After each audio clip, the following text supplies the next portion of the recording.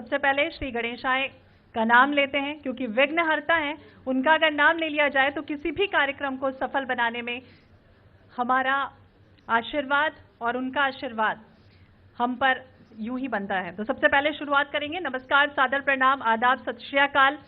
और आप सभी यहाँ पर पधारे अतिथि, जितने भी हमारे माननीय अतिथि हैं, उन सबका मैं सादर वंदन अभिनंदन करती हूँ। तो INH 24/7 हरिभूमि द्वारा आयोजित ये संवाद कार्यक्रम, इसमें पधारे आप सभी माननीय अतिथियों का एक बार मैं फिर से अभिवादन करती हूँ और जोरदार तालियों के साथ स्वागत करिए। हमारे जो मंच बैठे हुए हैं हमारे माननीय अतिथि, उनका स्वागत करते हैं। तो सबसे पहले मैं श्वेता शर्मा आप सभी का एक बार फिर से स्वागत करती हूँ। और 21 जून साल 2023 आज का दिन इतिहास में दर्ज होने जा रहा है, क्योंकि हम कोशिश कर रहे हैं और ये टटोलने की कोशिश भी कर रहे हैं कि साल 2023 में मध्य प्रदेश में सतना जिले में क्या हालात बनने जा रहे हैं। तो सतना की इस पावन धरा पर हम मौजूद हैं, जहां एक तरफ मां शारदा विराजमान है तो दूसरी तरफ प्रयागराज की पावन धरा भी है। तो हमारी ये कोशिश, इस कार्यक्रम का नाम है संवाद। संवाद चूंकि नाम से ही जाहिर होता है, संवाद यानी वार्तालाप करना। और जब बात हो हिंदुस्तान के दिल की यानी कि मध्य प्रदेश की, तो मध्य प्रदेश का नाम सांस्कृतिक ऐतिहासिक धरा से जुड़ा हुआ है और मध्य प्रदेश में ही मौजूद है सतना जिला। सतना जो किसी पहचान का मोहताज नहीं है, क्योंकि इस क्षेत्र का संबंध महाभारत काल से जुड़ा है, रामायण काल से जुड़ा है। और उन बच्चों को आमंत्रित करती हूँ जो बच्चे विद्या और कला की देवी माँ सरस्वती जी की आराधना करेंगे, और उनका आशीर्वाद लेकर हम इस कार्यक्रम की शुरुआत करते हैं।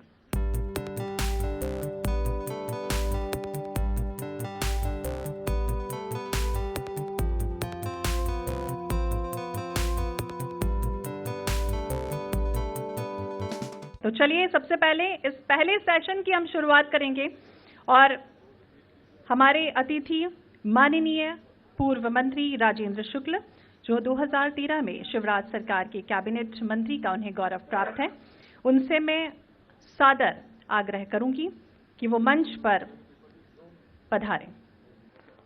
तो AKS यूनिवर्सिटी के सभागार में INH 24/7 और हरिभूमि के साझा इस आयोजन में मौजूद विंध्य क्षेत्र के आप सभी प्रबुद्ध जनों का मैं हरिभूमि INH परिवार की ओर से सबसे पहले हार्दिक अभिनंदन करता हूं, स्वागत करता हूं।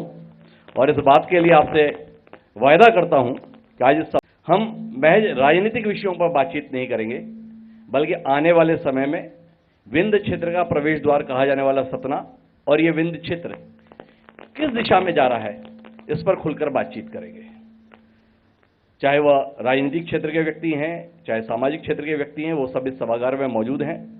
मैं चाहूंगा कि हम विंध्य क्षेत्र में भारतीय जनता पार्टी की प्रखर आवाज पूर्व मंत्री राजेंद्र शुक्ल जी का साथ संवाद शुरू करें। उससे पहले उनके सम्मान में एक बार जोरदार तालियां पूरे सभागार से मेरा आग्रह है राजेंद्र शुक्ल जी के सम्मान में। राजेंद्र जी, बहुत बहुत स्वागत है आपका सतना के सभागार में। भारतीय जनता पार्टी की आप प्रखर आवाज रहे हैं, बड़े लंबे समय तक अलग अलग मुख्यमंत्रियों के साथ काम करने का अवसर आपको प्राप्त रहा, उमा जी के साथ, बाबूलाल गौड़ जी के साथ, शिवराज सिंह जी के साथ।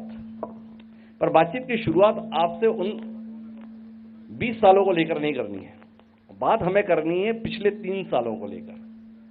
और 3 सालों को लेकर बात इसलिए करनी है जब पूरे प्रदेश में भाजपा के खिलाफ हवा बह रही थी, तो विंध्य और बुंदेलखंड ऐसा इलाका था जहां पर भाजपा के पक्ष में हवा बही।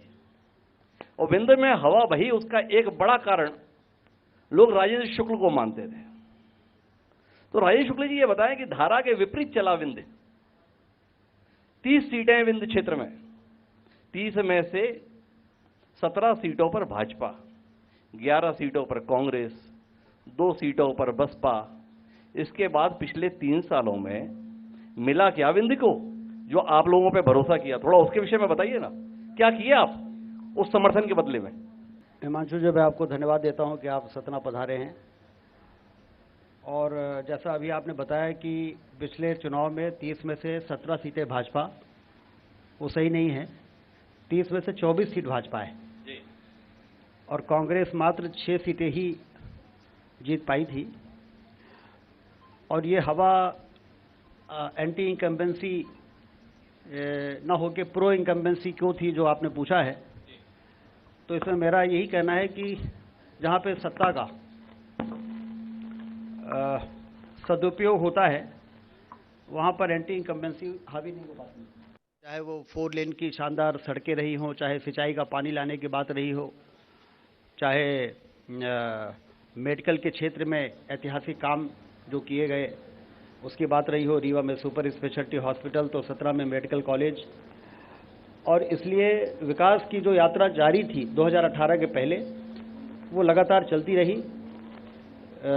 इस क्षेत्र का भाग्य रहा कि भारतीय जनता पार्टी की सरकार 1.25 साल के बाद फिर से आ गई, और इसलिए ऐसा जो लग रहा था कि विकास के काम धीमे पड़ गए हैं आदरणीय कमलनाथ जी के शासनकाल के दौरान, वो फिर से उसने अपनी गति पकड़ ली।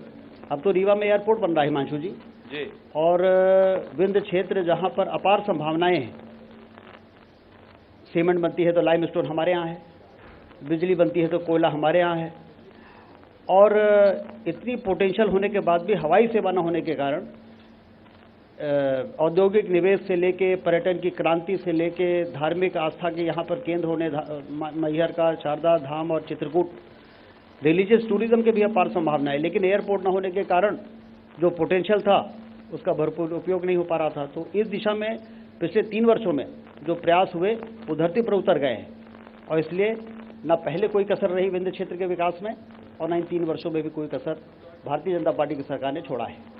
और बदले में भाजपा ने दिल्ली के साथ क्या किया? बुंदेलखंड साथ दिया तो भूपेंद्र सिंह भी मंत्री हैं, गोपाल भार्गव भी मंत्री हैं, गोविंद राजपूत भी मंत्री हैं, ब्रजेश प्रताप सिंह भी मंत्री। ऐसा क्यों किया आपने? ऐसा क्यों कर रही है भाजपा? नहीं, मंत्री यहाँ भी हैं, आदरणीय राम खिलावन पटेल जी मंत्री हैं। विंध्य क्षेत्र यदि हम लेंगे तो शहडोल संभाग को भी लेना पड़ेगा, तो वहाँ पर 2 मंत्री हैं।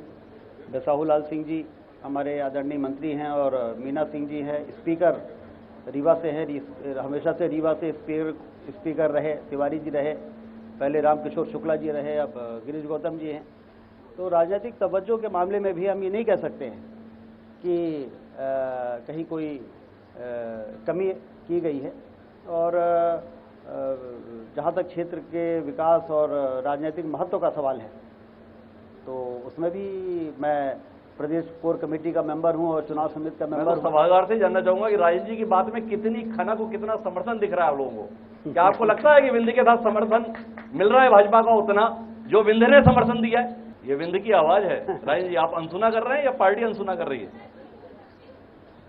एक मिनट जी। राजेश जी, नहीं, लोगों की भावनाएं क्या हैं, लेकिन जहां तक आपका सवाल था जी कि यदि मंत्रिमंडल में भागीदारी से किसी भी क्षेत्र को महत्व देने का सवाल है, तो मैंने आपको बताया कि मंत्रिमंडल में भागीदारी में यदि कोई व्यक्ति नहीं है तो दूसरे लोग हैं, और इसलिए भागीदारी ही यदि महत्व का पैरामीटर है तो भागीदारी है। जब मध्य प्रदेश के संदर्भ में हम बात करते हैं तो लोग बात करते हैं इंदौर की, बात करते हैं भोपाल की, बात करते हैं ग्वालियर की, बात करते हैं जबलपुर की, पर वो सतना जो अपने सीमेंट उत्पादन के लिए ख्यात था, वो रीवा जो सफेद शेर के लिए ख्यात था, वो सिंगरौली जिसने एनटीपीसी को पहचान दी, आपको नहीं लगता कि वक्त के साथ में विंध्य उस रफ्तार से आगे नहीं बढ़ा है जिस रफ्तार से मध्य प्रदेश के बाकी इलाके आगे बढ़े हैं? क्या ये दर्द, क्या ये तकलीफ, ये टीस राजेश शुक्ला जी के अंदर नहीं है? यदि ये टीस नहीं होती तो विकास की दिशा में पिछले 15-20 वर्षों में, चाहे वो सिंचाई का क्षेत्र हो, चाहे सड़कों का क्षेत्र हो, और जैसा मुझे बताया, पता नहीं क्यों आप तो इतने बहुत ही बुद्धिजीवी पत्रकार हैं कि एयरपोर्ट के मामले में आपने उसको पता नहीं क्यों हल्के से लिया। मुझे तो लगा था कि आप कहेंगे कि ये तो बहुत ही बड़ी उपलब्धि है और ये तो बहुत ही बड़ा काम हो गया है। जहाँ तक हवाई जहाज उड़ने का सवाल है, तो अगस्त सितंबर में आपको हम भोपाल से और रीवा लाएंगे। अब आप बाई ट्रेन नहीं आएंगे, आप अगस्त या लेटेस्ट बाई सितंबर आप पहली फ्लाइट भोपाल से रीवा आप हवाई जहाज से आएंगे, और यही है विकास के उड़ान को गति देने वाले कार्य।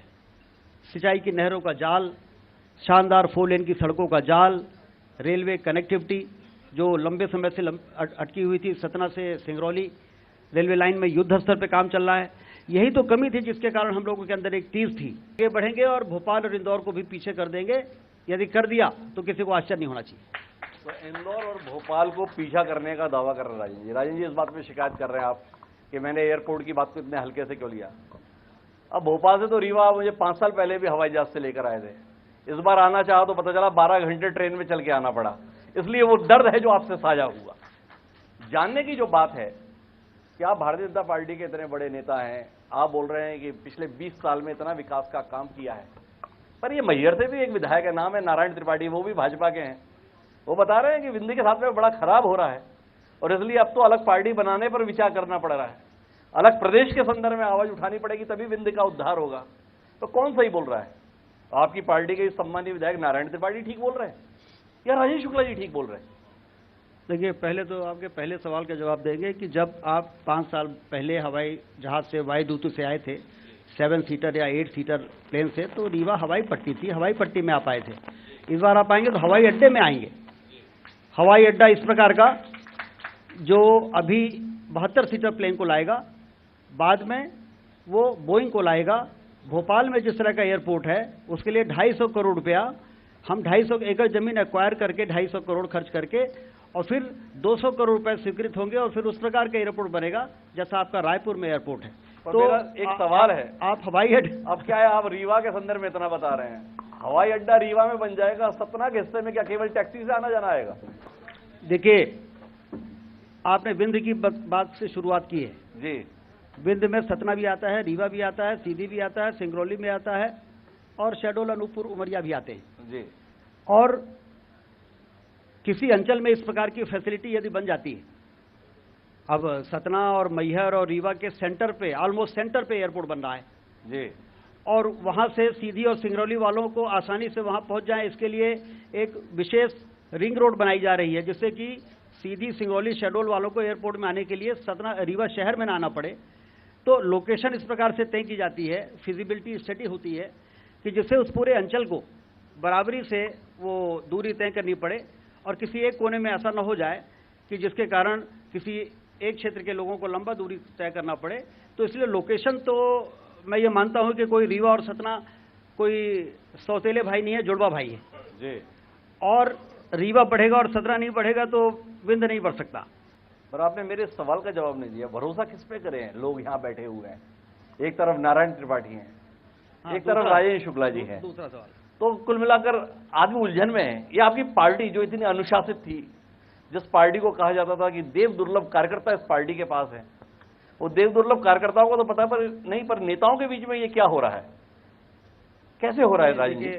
जहाँ तक नेताओं का सवाल है, हर सभी के अपने अपने इश्यूज होते हैं, अपने अपने परिस्थितियाँ होती हैं और विकास सभी चाहते हैं।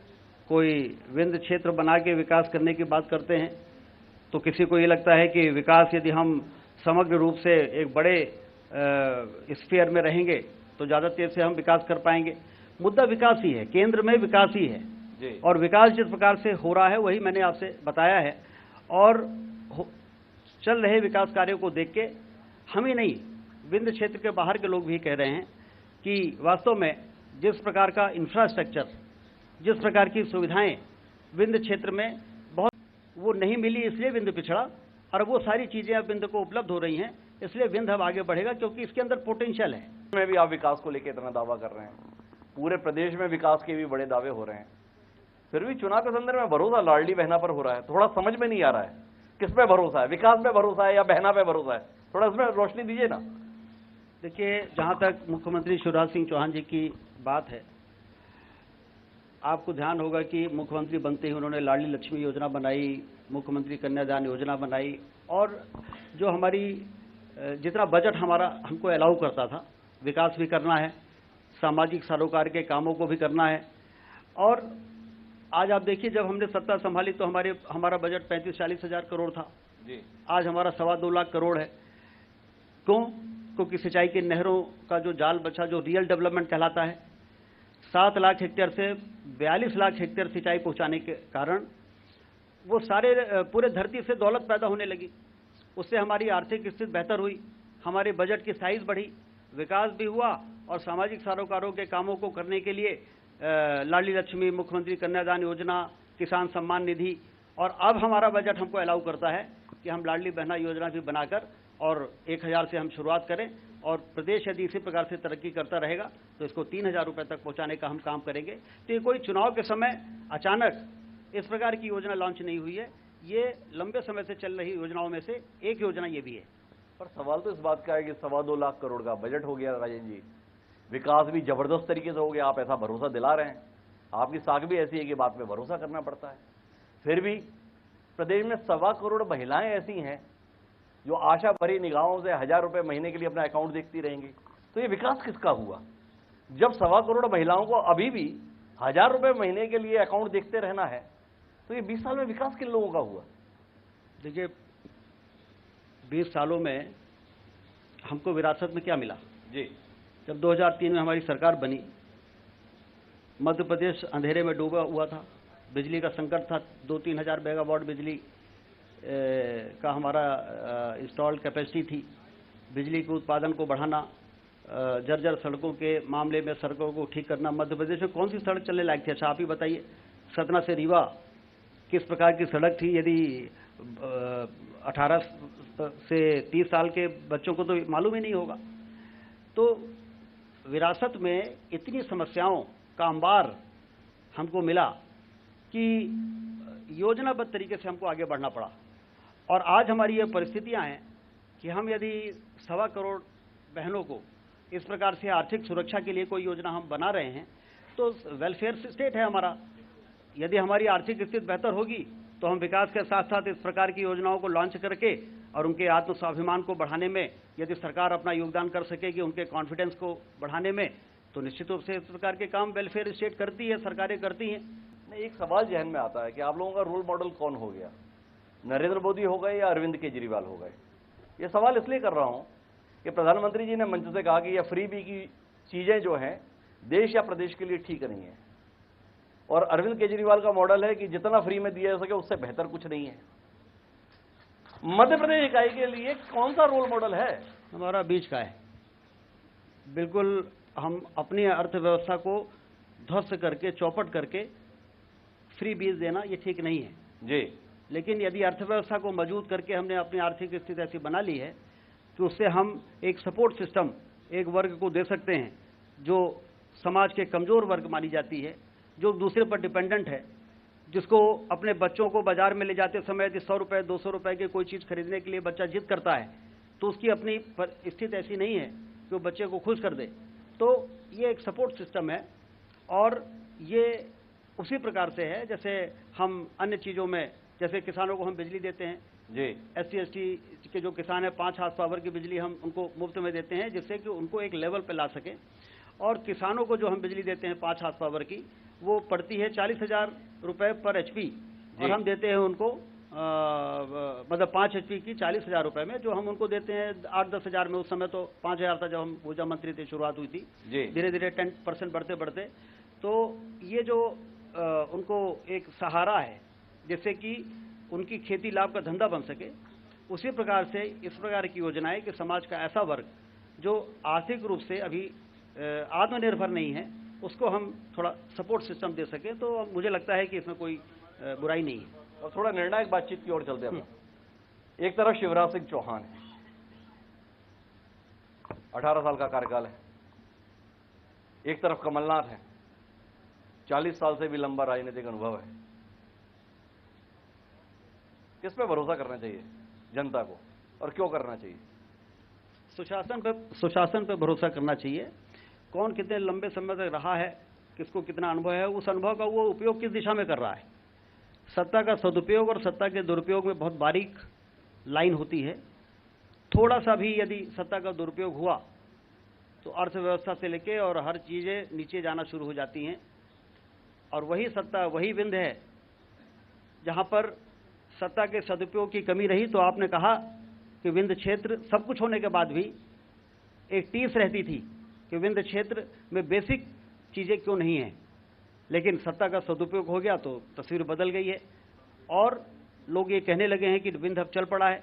तो सत्ता का सदुपयोग शिवराज सिंह चौहान जी की सरकार ने किया है, इसलिए सिंचाई का रकबा बढ़ा, बिजली का उत्पादन बढ़ा, सड़कें बनी, शिक्षा और स्वास्थ्य के क्षेत्र में काम हुआ है, सामाजिक सरोकारों के क्षेत्र में काम हुआ है। 47 लाख लाडली लक्ष्मियां हैं जो आज पहली मर्तबा कॉलेज में प्रवेश किया है, उनको भी छात्रवृत्ति के रूप में 12,500 रुपये देने का काम हो रहा है। तो आर्थिक अनुशासन लाते हुए सुशासन के दम पर इस प्रदेश को एक सबसे विकसित प्रदेश बनाने का काम शिवराज सिंह चौहान जी ने यदि किया है। आपको आश्चर्य होगा कि 6 घंटे में भोपाल पहुंच गए जी। पहले तो सतना से और बगल में हमारा प्रयागराज है, यहाँ पे 7 घंटे लगते थे पहुंचने में जी। बनारस पहुंचने में 9 घंटे लगते थे। ये राजेश जी अगर सही बोल रहे हैं तो समर्थन पे, और गलत बोल रहे हैं तो हुंकार करके बताओ कि गलत बोल रहे हैं। सदन से पता तो चले सही बोल रहे हैं या गलत बोल रहे हैं।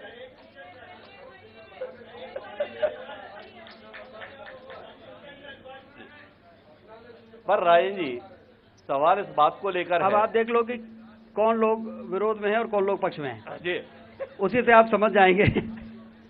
लेकिन महत्वपूर्ण बात जो है राजेश जी वो जानने का ये है कि अब जब चुनाव के संदर्भ में 4 महीने का समय बचा है, मौका है पूरे प्रदेश से संवाद का, क्यों जनता को एक बार फिर भाजपा को वोट देना चाहिए, ये सवाल है।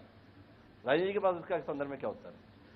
चलते हुए विकास को मुकाम तक पहुंचाने के लिए भारतीय जनता पार्टी को समर्थन देना चाहिए, क्योंकि यदि हम सही दिशा की ओर आगे बढ़ रहे हैं तो हमें लक्ष्य तक पहुंचना है। लक्ष्य हमारा क्या है? समृद्धशाली ऐसा मध्य प्रदेश जहां बेरोजगारी की समस्या और गरीबी की समस्या दूरबीन लेके ढूंढने पर भी ना मिले। तो उस दिशा में जो हमारा काम चल रहा है, मिशन चल रहा है, वो अभी पूरा नहीं हुआ है। उस दिशा में हमने 80% यात्रा हमने पूरी कर ली है। यदि हम 80% कर लिए हैं तो आप उसको ये नहीं कह सकते कि हमने पिछले 20 वर्ष बर्बाद किए हैं। हमने 80% की दूरी, हम यहाँ से रीवा से भोपाल चलते हैं और यदि हम रायसेन तक पहुँच गए तो कोई हमको ये थोड़ी कहेगा कि भोपाल नहीं पहुँचे बताओ अभी तक, लेकिन हम रायसेन तक तो पहुँचे हैं, भोपाल पहुँचने वाले हैं।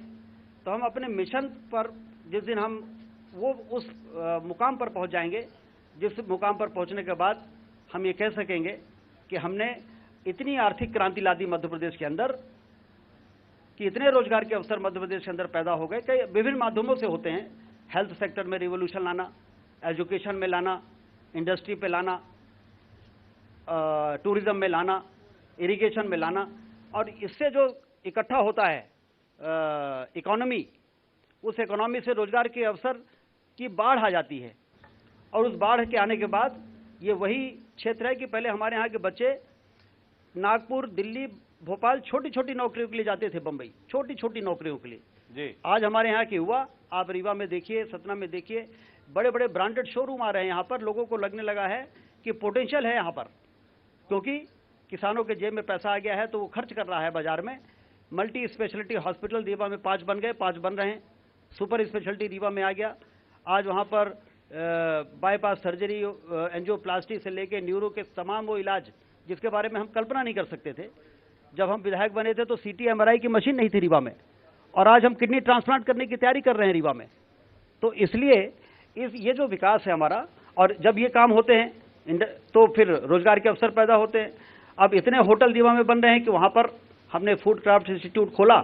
होटल मैनेजमेंट से संबंधित 5-6 प्रकार के कोर्सेज और सर्टिफिकेट मिलते हैं, उनको वहीं पे रोजगार मिलने लगा। होटल में रोजगार मिल रहा है, हॉस्पिटल में रोजगार मिल रहा है, बड़े बड़े डिपार्टमेंटल स्टोर और ये जो बाजार बनते हैं उसमें 100-100, 150 बच्चे हमारे काम कर रहे हैं। हर फ्लोर में 5-5 फ्लोर में मॉल बने हुए हैं, वहाँ पर काम कर रहे हैं। इन्हीं नौकरियों के, इससे भी छोटी नौकरियों के लिए नागपुर जाते थे, छोटे छोटे होटलों में। मुझे कहने में यहाँ पर थोड़ा सा संकोच भी लग रहा है, हमारा इलाका है, हमारा क्षेत्र है, हमारे बच्चे हैं, लेकिन छोटे छोटे होटलों में छोटी छोटी नौकरी करने के लिए हमारे क्षेत्र के लोग नागपुर जाते थे। और जब नागपुर के किसी नेताओं से हम बात करते थे और कहते थे कि हम रीवा के हैं, तो बताते थे अच्छा आपके हाथ के तो बहुत लोग हैं यहाँ पर, और फिर ये भी बता देते थे कहाँ किस प्रकार का काम कर रहे हैं। तो आज हमको इस बात का गर्व है कि हमारे यहाँ वो सारे लोग अब रीवा में आके, सतना में आके अपने सेंटर खोल रहे हैं, अपने प्रतिष्ठान खोल रहे हैं, और हमारे यहाँ के लोगों को उसमें रोजगार मिल रहा है। लेकिन अभी ये तो जैसा मैंने बताया कि अभी उस दिशा में चल रहा हमारा प्रयास मुकाम तक नहीं पहुंचा है, और मुकाम तक पहुंचाने के लिए तो सही लोगों के हाथ में सत्ता की बागडोर नहीं होगी तो गलत दिशा में फिर गाड़ी मुड़ जाएगी, खतरा है। फिर गाड़ी मुड़ जाएगी और मुड़ के और फिर वहीं पर गड्ढे में जाके गिर जाएगी, और फिर वहां से उठा के फिर हमको ले जाने में बड़ी मेहनत पड़ेगी। इसलिए हम मध्य प्रदेश की जनता से ये अपील करते हैं। आप तो हमें डरा रहे हो। आपको कोई डरा नहीं सकता है। तो मुझसे इंटरव्यू ले रहे हैं तो बड़े सॉफ्ट है, मैंने आपको इंटरव्यू लेते हुए देखा है, इसलिए आपको डराने का सवाल नहीं। आप तो हमारे मित्र हैं। आप तो यही बता रहे हो ना कि अगर आपने ऐसा किया तो गाड़ी जो है गड्ढे में गिर जाएगी, और आदमी वोट देते समय इसी डर में रहेगा, पता नहीं कौन से गड्ढे में गिरवाने वाले बात कर रहे हैं। लेकिन यदि भारतीय जनता पार्टी को लोग जिताएंगे तो ये खतरा नहीं है। अन्य लोगों को जिताएंगे तो उनका ट्रैक रिकॉर्ड ऐसा है, इतिहास इस बात का गवाह है कि चीजें फिर से पलट सकती हैं और फिर से गंभीर खतरे पैदा हो सकते हैं पिछड़ेपन का। तो सही हाथों की आपने बात कही, तो क्या नारा लगाएंगे आप लोग? एक बार फिर भाजपा सरकार या एक बार फिर शिवराज सरकार? शिवराज सिंह जी के मुख्यमंत्री हैं, नेतृत्व है, उनके नेतृत्व में चुनाव हो रहा है, तो भारतीय जनता पार्टी की सरकार बनेगी। और मुख्यमंत्री कौन बनेगा? शिवराज जी मुख्यमंत्री हैं, वो भी बन सकते हैं, और केंद्र अपना किस तरीके से पार्टी फैसला करती है। लेकिन शिवराज सिंह जी के नेतृत्व में ये चुनाव होगा, ऐसा साफ दिखाई दे रहा है। अब एक आखिरी सवाल है आपसे, या आप अपने साथियों को अपना नुस्खा क्यों नहीं बताते राजन जी? ये आपके तमाम साथी हैं, ये शिकायत करते रहते हैं राजन जी खुद जो है हर चुनाव के साथ अपनी जीत का अंतर बढ़ाते रहते हैं, पर हम लोगों के साथ बैठते हैं तो बताते नहीं है कि किस तरीके से अंतर बढ़ता है। ये फार्मूला आप बताते क्यों नहीं है? यदि ये फार्मूला मैं नहीं बताता तो 30 में 24 सीटें नहीं आती जी, रीवा में 8 में 8 सीटें, सतना में 7 में 5 सीटें, सीधी में और सिंगरौली में 7 में 6 सीटें, शहडोल और उमरिया और में 5 में 5 सीटें, अनूपपुर भर रह गया था, 3 में 3 सीटें चली गई थी, लेकिन फिर बिसाहू लाल सिंह जी खुद ही आ गए तो फिर एक सीट आ गई। तो इसलिए समग्र रूप से हम सब बैठ के बातें करते हैं, एक दूसरे की जीत के प्रति चिंता करते हैं, और कहीं कोई गड़बड़ न हो जाए। सामूहिक नेतृत्व है हमारा विंध्य में, और इसलिए इतनी बड़ी सफलता जो प्रश्न के शुरुआत में ही मैंने जो सवाल किया था ना, उसकी बुनियाद यही था। लोग राजन जी को प्रदेश के स्तर पर संभावना देखते हैं, राजन जी अपनी संभावनाएं रीवा और ज्यादा से ज्यादा विंध्य से ऊपर देखना ही नहीं चाहते। क्या वजह है, इतना संकोच किस लिए? नहीं, जैसा कि शुरुआत में आपने कहा कि हमारी पहली प्राथमिकता विंध्य क्षेत्र को उन सब विपरीत जो हमारा पिछड़ापन था उसे उबारने की थी। ईश्वर की कृपा रही, पार्टी ने मुझे मौका दिया, मंत्री बनाया। पहली बार जीतने के बाद ही मैं 6 महीने बाद मंत्री बन गया था जी, और फिर 1.25 साल 1.5 साल मंत्री रहा, फिर अगले टर्म में 10 साल मंत्री रहा। तो मुझे मौका मिला, तो मुझे लगा कि अब इस मौके को चूकना नहीं है। विंध्य में वो बेसिक जो कमियां हैं उसको दूर करना है, और मध्य प्रदेश सरकार का सदस्य, मंत्रिमंडल का मेंबर होने के कारण मुझे आसानी रही। और बाकी भूमिका का जहां तक सवाल है, तो मैं एक अनुशासित कार्यकर्ता हूं, पार्टी जो भूमिका तय करती है मैं उसे मैं काम करता हूं। इस बार ये तय किया कि मंत्रिमंडल में नहीं रहना है, तो मुझे ज़्यादा मौका मिल गया अपने क्षेत्र में काम करने का, तो उस अपने क्षेत्र में काम करता रहा। और लोग ये कहने के लिए मजबूर कर दिया, मैंने कहा था जब मैं मंत्रिमंडल में शामिल नहीं हुआ कि विधायक अपने क्षेत्र में मंत्री से कम नहीं होता, और आज रीवा में लोग कहते हैं कि मंत्री भले नहीं है लेकिन मंत्री से कम नहीं है। तो राजन जी का कहना है कि विधायक अपने क्षेत्र में मंत्री से कम नहीं होता, पर राजन जी के प्रति चाह रखने वाले लोग हैं जो मानते हैं कि वक्त के साथ भूमिका का विस्तार होना चाहिए, ना कि भूमिका सीमित होनी चाहिए। और ये तो भारतीय जनता पार्टी का नेतृत्व तय करेगा कि राजेंद्र शुक्ला जी के भविष्य की संभावनाओं को क्या विस्तार देना है। और राजेंद्र जी, आपका बहुत बहुत धन्यवाद हमारे साथ इस संवाद का हिस्सा बनने के लिए। आप समय निकाले और विंध्य के संदर्भ में, सतना के संदर्भ में, रीवा के संदर्भ में खुलकर बात की, तो मैं चाहूंगा एक बार जोरदार तालियों से राजेंद्र शुक्ला जी का अभिनंदन करें। आपका बहुत बहुत धन्यवाद।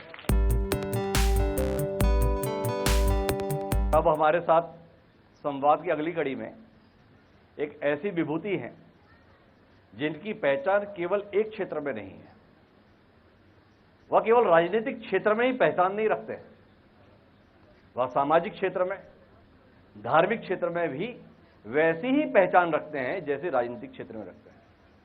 हमारी उद्घोषिका श्वेता जी जब परिचय करा रही थी हमारे साथ मंच पर मौजूद मुकेश नायक जी का, तो ये बात तो ठीक है कि मुकेश नायक जी मात्र 27 साल की उम्र में विधायक बन गए, युवक कांग्रेस के मध्य प्रदेश के सबसे चर्चित प्रदेशाध्यक्ष रहे, चर्चित मंत्री रहे, लोकप्रिय मंत्री रहे।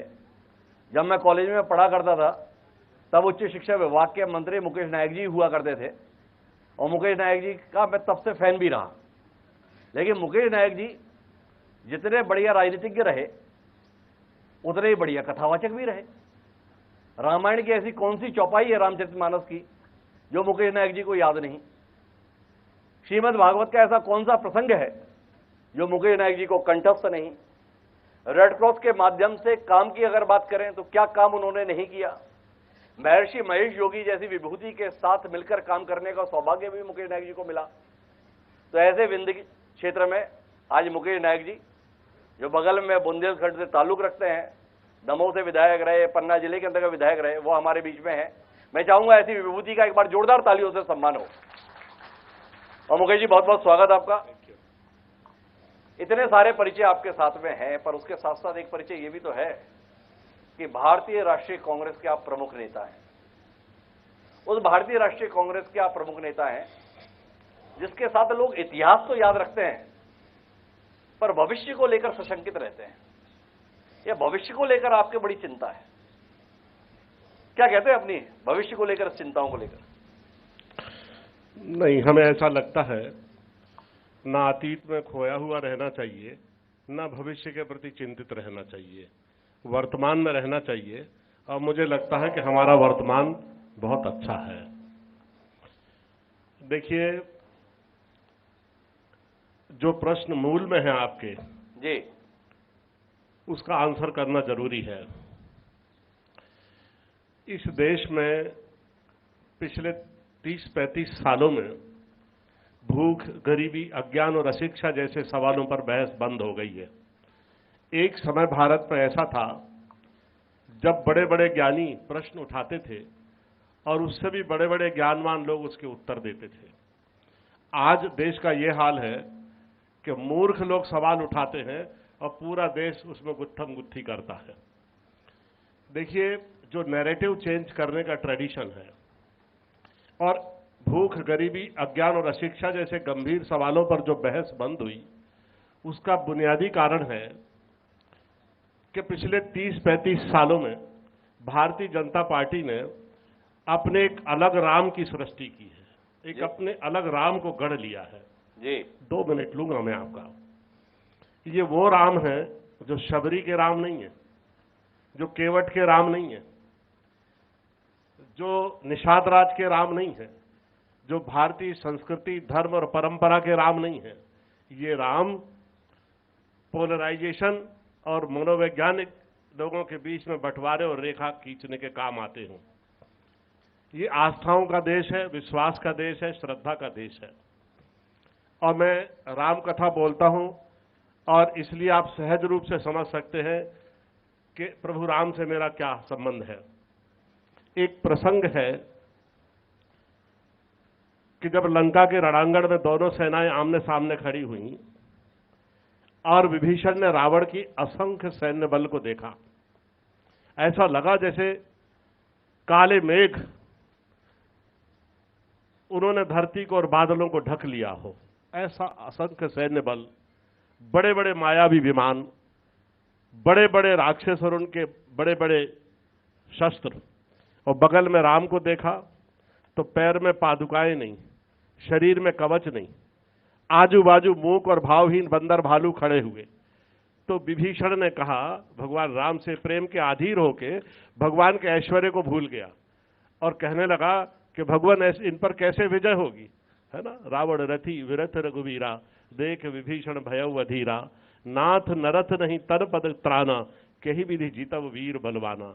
तब भगवान ने उसको उत्तर देते हुए कहा, ध्यान से देखो विभीषण, हमारे पास एक धर्म का रथ है, सौरभ धीरज तेहि रथ चाका, जिसमें शौर्य और धैर्य के पहिए लगे हैं। सत्य शील दृढ़ ध्वजा पताका, जिसमें सत्य और शील की ध्वजाएं लहरा रही हैं। दम विवेक बल परहित घोरे, जिसमें संयम के, विवेक के और परोपकार के घोड़े जुटे हुए हैं।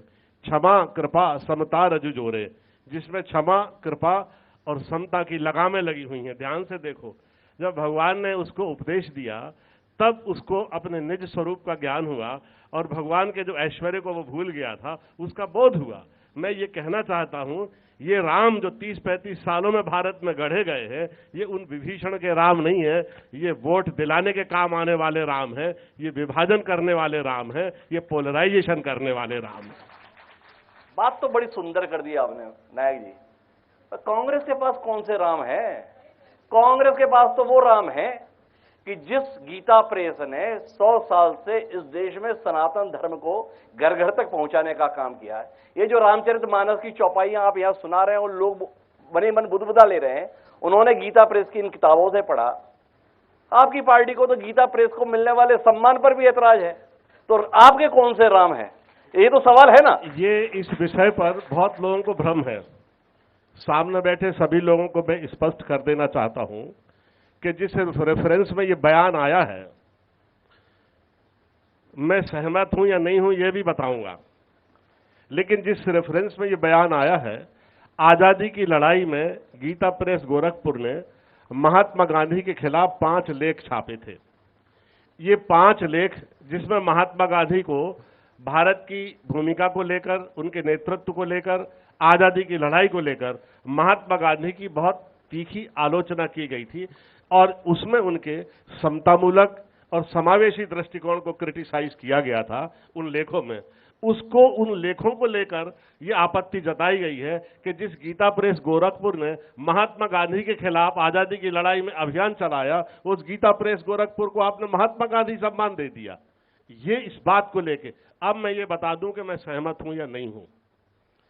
देखिए, सनातन धर्म संस्कृति का जो वैचारिक आंदोलन है, उसमें जो अनुराग और भक्ति की महिमा है, जो भारत के आध्यात्म, हमारे विश्वास, हमारी श्रद्धाओं में जो गहराई है, उसको रेखांकित करने के लिए गीता प्रेस गोरखपुर ने बहुत महत्वपूर्ण काम इस देश में किया है और उनकी भूमिका को लेकर मैं कभी उनकी आलोचना नहीं कर सकता।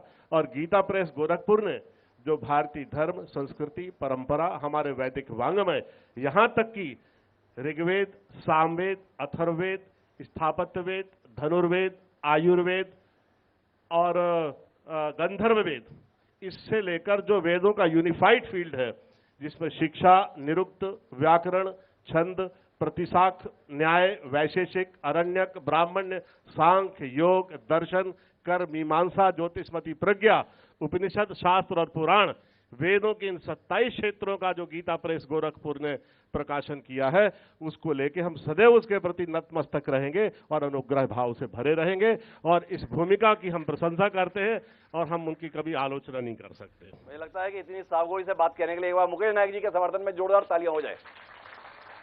लेकिन कांग्रेस को लेकर सवाल है ना नायक जी, मुकेश नायक जी को लेकर सवाल थोड़ी है। अब आप बताइए ना, इस कांग्रेस पार्टी पे मध्य प्रदेश की जनता, विंध्य की जनता कैसे भरोसा करे?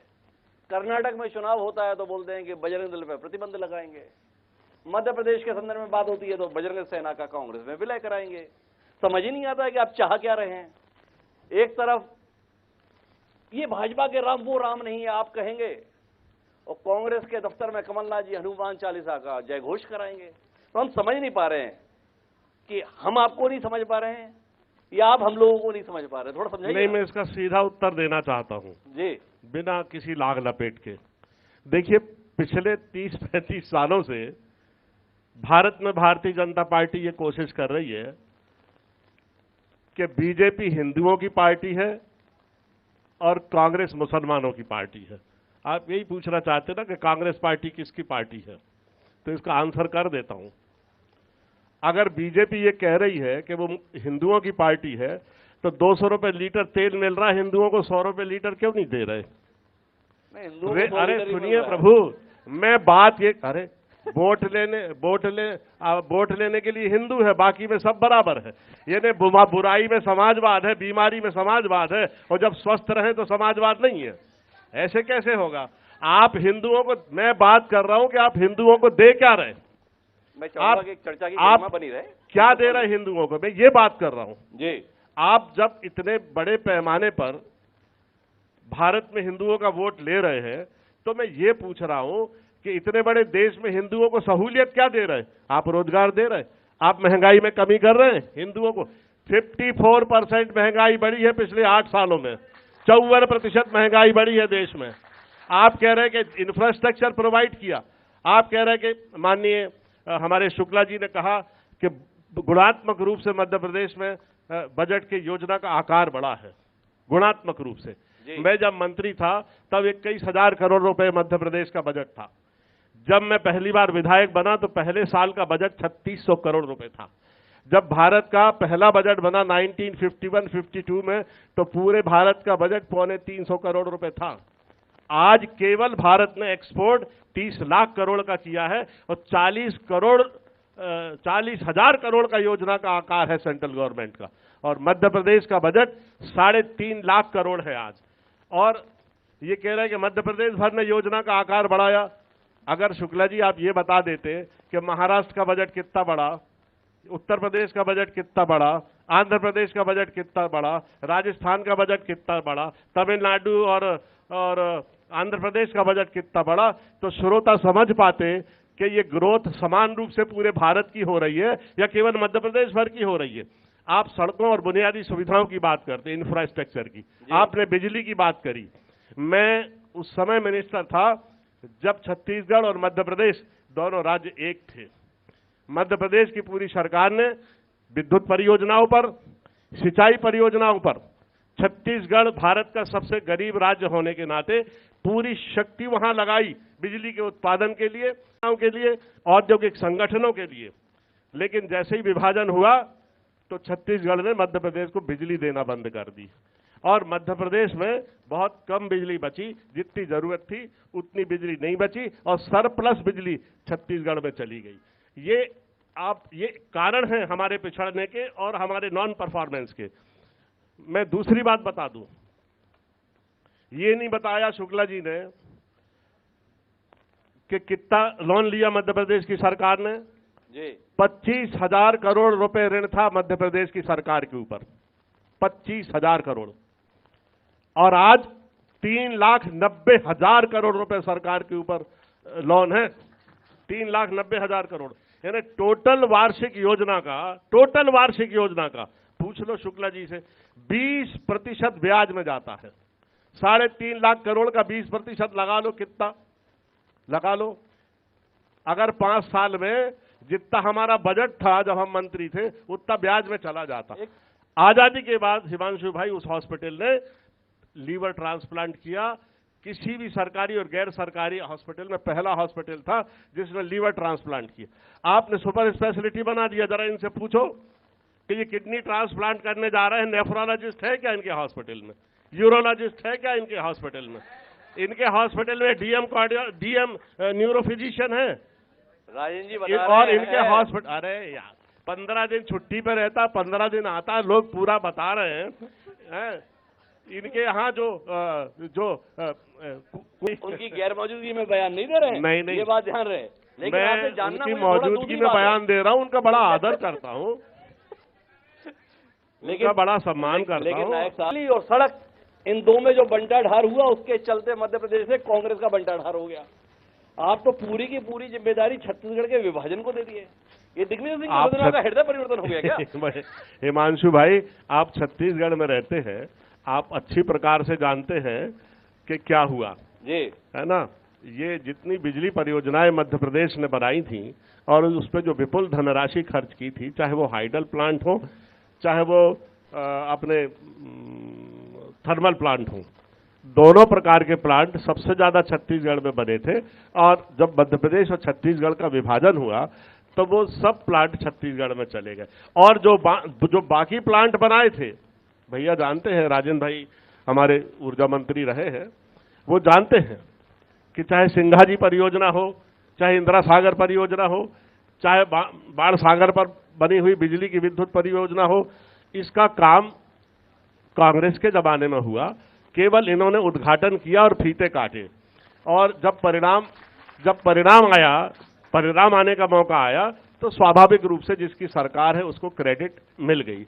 अभी ये कह रहे हैं सतना और विंध्य प्रदेश की बात। जी, जरा स्मार्ट सिटी का क्या हुआ जरा बता दें बैठे लोगों को। सतना के शहर के बीचों बीच एक सीमेंट प्लांट लगा है जो जहर उगल रहा है और पूरे लोग वो जहर पी रहे हैं। शहर के बीचों बीच सीमेंट प्लांट लगा है, नौकरी बाहर के लोगों को मिल रही है, धरती खोदी जा रही है सतना की, और सतना के लोग उस जो प्लांट जहर उगल रहा है उसको पी रहे हैं। ये हाल है इस शहर का। और उन्होंने खुद कहा कितना प्रेम यहां के लोगों ने दिया, कितनी सीटें जिताई, लोकसभा की सभी सीटें जिताई, विधानसभा की सीटें जिताई, इतना प्रेम दिया। उसकी तुलना में जो बीजेपी के नेताओं को मिला उसकी तुलना में जनता को बहुत कम मिला। जब इन्होंने अपनी आपसे सवाल इस बात को लेकर है कि आप जब स्वयं मान रहे हैं कि भाजपा को इतना प्रेम मिला, तो आपने इसका कारण नहीं खोजा कि कांग्रेस को यहां से प्रेम क्यों नहीं मिलता, ना विंध्य में ना बुंदेलखंड में, क्या वजह है? प्रेम से क्यों वंचित रह जा रहे हैं? बता तो दिया आपको शुरुआत में ही कि जो धार्मिक धूल आंखों में झोंकी उससे धुंध पैदा हो गई और लोगों ने पूरे इलेक्शन पोलराइज हो गए और लोगों ने कभी भी जीवन को स्पर्श करते हुए सवालों की तरफ देखा तक नहीं। असहमति है भाई, ये आंखों में धुंध मालवा अंचल में नहीं आई, ये धुंध ग्वालियर चंबल पूरे देश में आई। हम जब मध्य प्रदेश विधानसभा के संदर्भ में बात कर रहे हैं तो मध्य प्रदेश विधानसभा में चुनाव में विंध्य और बुंदेलखंड की स्वर अलग थे और बाकी मध्य प्रदेश का स्वर अलग रहा। क्या कारण है कि इस इलाके में कांग्रेस के प्रति जनता का अनुराग एक लंबे समय से नहीं आ रहा?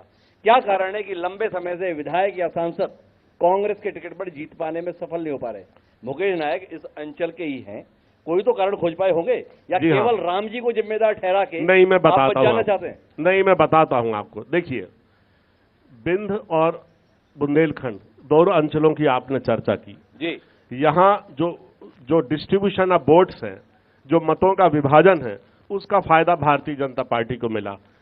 मालवा में और निमाड़ में बीएसपी नहीं है जी, गौड़वाना गणतंत्र पार्टी नहीं है, यहां बीएसपी है और अनेक विधानसभा क्षेत्रों में 15 से 17 हजार वोट बीएसपी को मिलता है और जो कांग्रेस का पारंपरिक वोट है उसके विभाजन के कारण और दूसरा पोलराइजेशन के कारण, दूसरा बड़ा कारण है उसके कारण, और तीसरा कारण है बीजेपी का संगठन मजबूत है। और तो आदमी पर होता नहीं, क्यों होता? इसलिए नहीं कि इन पिछले 15 सालों में, क्योंकि आप केवल खबर उड़वा सकते हैं, नहीं करवा नहीं सकते। पिछले 15 सालों में बीजेपी ने कोई नेता पनपने ही नहीं दिया। एक नेता पनप रहा था राजेंद्र शुक्ला बिंध में, उसको ही घर बिठा दिया। ये तो काम है बीजेपी के नेताओं का। जब आप लीडरशिप को इंप्रूव नहीं करेंगे, नेताओं को पनपने नहीं देंगे, दूसरी पंक्ति के नेताओं को आने नहीं देंगे। शिवराज सिंह ने पिछले 18 सालों में कोई अपना विकल्प तैयार ही नहीं किया, बनने ही नहीं दिया किसी को। जब लोग कहते हैं कि जनता का विश्वास तो चला गया है, लेकिन विकल्प देखो तो विकल्प मिलता ही नहीं है। पूरी लीडरशिप दूसरी पंक्ति की खत्म कर दी गई, ये हुआ। अच्छा, लेकिन एक बात बताइए ना, ये कांग्रेस में कौन से विकल्प दिख रहे हैं आपको? ये विंध्य क्षेत्र में ऐसा कौन सा कांग्रेस का आपको दिग्गज नेता दिखाई दे रहा है? थोड़ा हमें भी तो पता चले ना। आपको भाजपा के संदर्भ में सब कुछ दिखाई दे रहा है, ये कांग्रेस में कुछ क्यों नहीं देखते मुकेश नायक जी? एक से बढ़ के एक नेता है विंध्य में और बुंदेलखंड में कांग्रेस के पास, वो बैठा है हमारा सिद्धार्थ। उससे बड़ा नेता बीजेपी के पास है कोई विंध्य क्षेत्र में? जी बताइए। हमारे नीलांशु चतुर्वेदी यंग एमएलए, बहुत सारे लोग हैं हमारे क्षेत्र में जो तैयार बैठे हैं। और अब जो परिवर्तन और जो एंटी इनकम्बेंसी फैक्टर है वो सतह पे आने लगा है, दिखाई देने लगा है। पूरे राज्य में इस बात की चर्चा होने लगी है कि अब जो है बहुत हो गया, बहुत दे दिया वोट, अब परिवर्तन करना है। और ये परिवर्तन की भूख निरंतर बढ़ती चली जा रही है। और मैं ये देख रहा हूं, आपने कांग्रेस के नेतृत्व की बात करी, आपने कहा था कमलनाथ जी के पास 40 साल का अनुभव है जी। हिमांशु जी 40 साल का नहीं है, 45 साल का तो उनका संसदीय जीवन है। 9 बार लोकसभा के सदस्य रहे हैं, भारतवर्ष में सबसे ज्यादा पूरे देश में 45 साल लोकसभा के सदस्य रहे हैं, केंद्र में मंत्री रहे हैं, केंद्र में अखिल भारतीय कांग्रेस कमेटी के महामंत्री रहे हैं, प्रदेश कांग्रेस कमेटी के अध्यक्ष हैं, विपक्ष के राज्य में नेता रहे हैं। इतना अनुभवी नेता जिसने इतने फोरम पर काम किया हो, कोई भारतवर्ष में दूसरा बता दो जो मध्य प्रदेश में कांग्रेस के पास है आज। तो बाकी तो लोग खुद ही समझ लें। बाकी लोग खुद ही समझ लो, हमें कोई एतराज नहीं, जिसको जो समझ में आए। सब पढ़े लिखे हैं, सब बुद्धिजीवी हैं, सब जानते हैं कि देश की राजनीति कैसे चल रही है। समझ पर मोहर लगा रहे मुकेश जी, एक बार सारी समुदाय की तालियां अपने खुद के लिए। और इसके साथ में अब आखिरी दौर की बातचीत में आते हैं नायक साहब। बड़ा लंबा समय हो गया कांग्रेस को, जैसे तैसे सत्ता में आए तो 15 महीने को लेकर भी भाजपा लगातार घेरती रहती है, कमीशननाथ, कपटनाथ। क्या लगता है 15 महीने इस चुनाव में ताकत रहेंगे या कमजोरी रहेंगे? देखिए, पिछली बार जिस तरह से लोकतंत्र को कलंकित किया गया है, मुझे लगता है इस बार नहीं होगा। इसके विस्तार में जाएंगे तो भारतीय जनता पार्टी के नेता सामने बैठे हैं, अमर्यादित होगा, कुछ भी बोलना उचित नहीं होगा। इसलिए मैं केवल इतना संकेत करता हूं कि इस बार हमारा जो मार्जिन है इतना होगा। बावजूद इसके आप देखो कि ये बारिश का समय आ गया, मानसून का जी। मध्य प्रदेश में जो घोषणाओं का मानसून है वो लगातार चल रहा है। अनवरत शिवराज सिंह की घोषणाओं की अजस्त्र वर्षा हो रही जनता के ऊपर। एक कहावत है कि ऑस्ट्रेलिया में एक आदमी ने 53वीं शादी की। जब 53वीं शादी की और सुहागरात में अपनी पत्नी से मिला तो उसको ये पता ही नहीं था कि इससे पहली बार एक बार और शादी कर चुका है। एक मोहंद्रा जगह है पवई विधानसभा क्षेत्र में, उसमें तीसरी बार शिवराज सिंह जी ने कॉलेज की घोषणा की तो मंच में बैठे एक आदमी ने कान में जाके कहा, या महानुभाव पहले 2 बार और कर चुके हैं आप। मैहर में जिला बनाने की घोषणा की कि नहीं की? बन गया जिला। आपने नहर की बात की, बरगी बांध की। आज भी लोग रास्ता देख रहे हैं कि बरगी बांध की नहर कब आएगी। ये सच है कि नहीं? अब 18 साल हो गए आपको, अब कह रहे हैं कि अब आ जाएगी, कल आ जाएगी। 18 साल आपको जनता ने दिए और आप कल की बात कर रहे हो, आज की बात कर ही नहीं रहे हो। ये कैसे है? आप कह रहे हवाई जहाज से उड़ेंगे आदमी, कितने लोग जाएंगे हवाई जहाज से? एक छोटी टैक्सी चली थी भोपाल से रीवा तक, उसके लिए सवारियां नहीं मिलती थी आने के लिए, बंद करना पड़ी उसको। अब आप बोइंग चलाओगे तो बोइंग अकेला आएगा क्या? हाँ, बैठेगा कौन उस पर? मतलब आपको विंध्य में इतनी संभावना नहीं दिखती, विंध्य के लोगों का इतना दमखम नहीं दिखता कि आने वाले समय में वो विमान की यात्रा कर सकेंगे? विंध्य पे आपका इतना विश्वास? मैं विंध्य के लोगों के दमखम की कोई बात करता ही नहीं। वो तो विंध्य के लोग तो शेर हैं, उनमें बहुत दमखम है, लेकिन जेब के दमखम की बात कर रहा हूं मैं कि आप पहले विंध्य के लोगों की इतनी क्रय क्षमता तो बढ़ाओ कि 8-10 हजार का टिकट खरीद सके, बाद में बोइंग चलाओ। जब टैक्सी नहीं चली, उसका किराया इतना कम था, 10 आदमियों को लाता था और ले जाता था, 10 आदमियों को। वो ट्रैफिक नहीं मिला हवाई जहाज के लिए, तो जब जिस बोइंग में 200 आदमी बैठते हैं उसके लिए ट्रैफिक मिल जाएगा। पर आखिरी जो हमारी बातचीत है वो तो विंध्य के संदर्भ में है।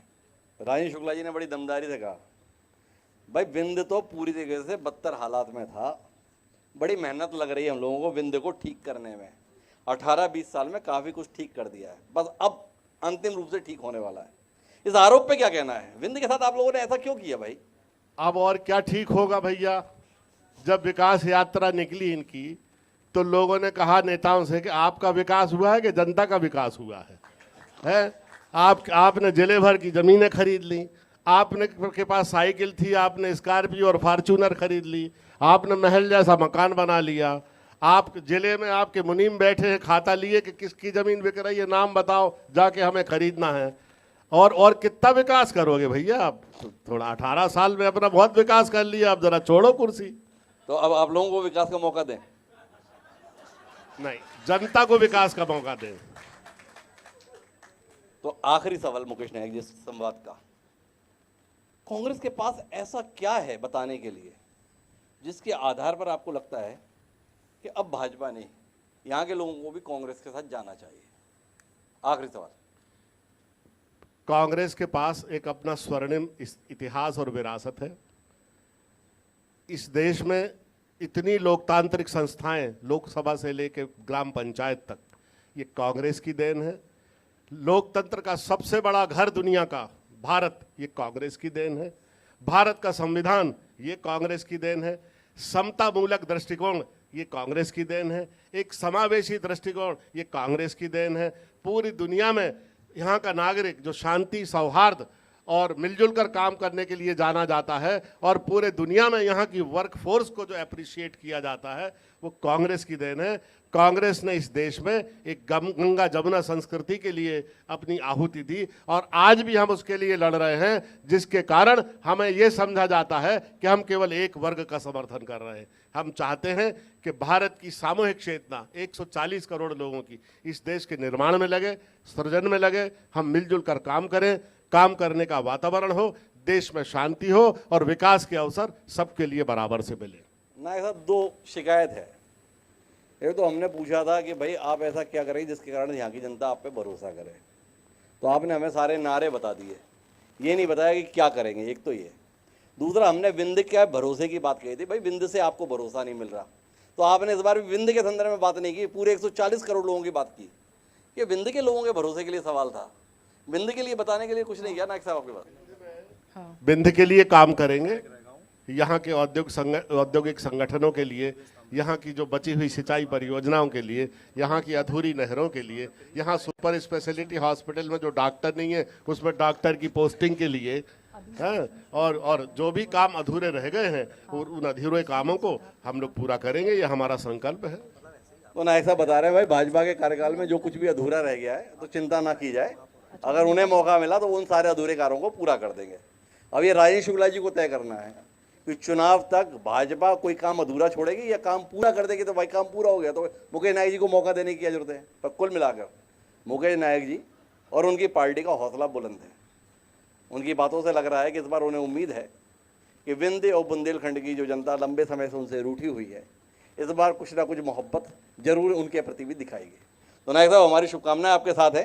इतने भावपूर्ण और धारापूर्ण तरीके से आपने बातें रखी है, उम्मीद करते हैं इन बातों का कुछ ना कुछ प्रभाव तो जनता तक पहुंचेगा। तो आपका बहुत बहुत धन्यवाद इस चर्चा के साथ बनने के लिए। और दोस्तों, एक बार जोरदार तालियां मुकेश नायक जैसे विद्वान का इस कार्यक्रम का हिस्सा बनने के लिए।